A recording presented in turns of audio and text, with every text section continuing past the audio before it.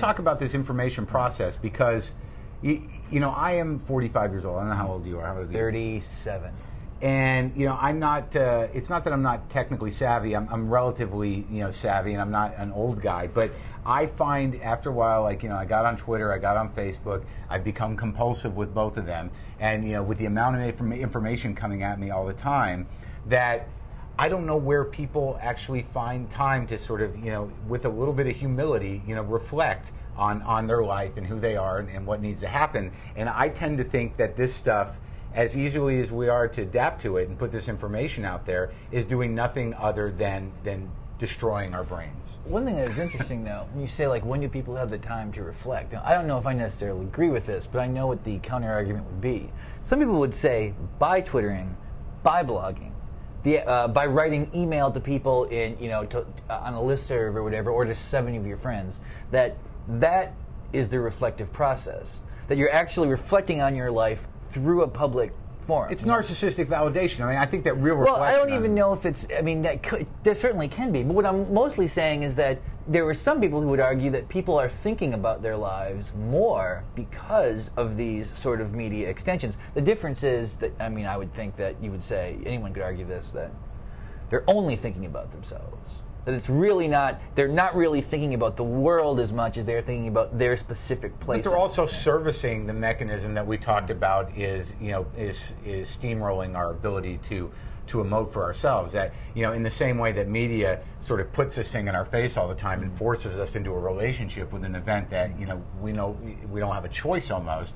That by feeding the mechanism that does that, you're constructing things that, you know, may not have any relevance at all. Yeah, I'm always torn over this because it does seem in a way that almost all technology, I mean, starting with the gramophone, sort of has slowly eroded the experience of being alive. And yet at the same time, when I see the world and I see people living in it, sometimes I wonder if maybe their emotional reaction to it actually is this organic, natural thing, and that all these machines do is just sort of tweak and change how we perceive it, but the experience of being alive is unchanged. I don't know. It's kind of like the key question of all this stuff. But I tell you one thing, if I didn't turn on my turntable for a day, I wouldn't feel like I was alone in the world.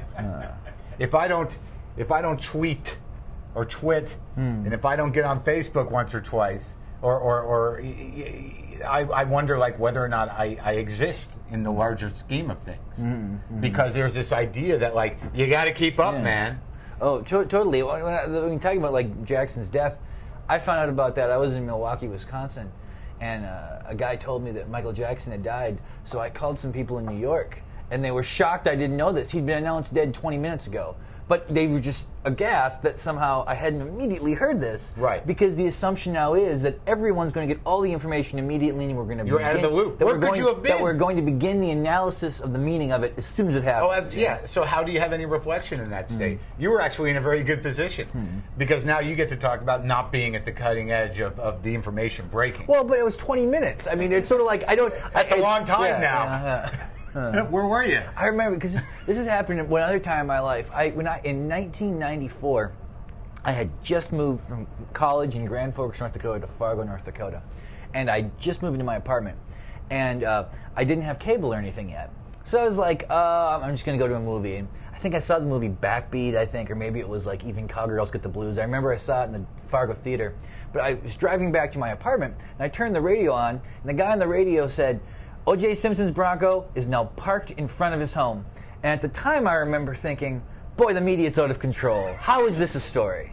He's parked a Bronco? This is news, you know? So I get home, and I hit the button on my answering machine, and, like, there's 28 people going, like, are you believing this? Can you believe it? So I missed all of that. Yeah. I did not see 1 second of the O.J. Bronco escapade. I missed that entirely. I think but in a way, it's more interesting. I'm glad I didn't see it in a way, because at least I feel like I was maybe one of the few people having an autonomous experience during that, because everybody else was having this shared collective experience. Yeah, you were just enjoying some music in your car, perhaps.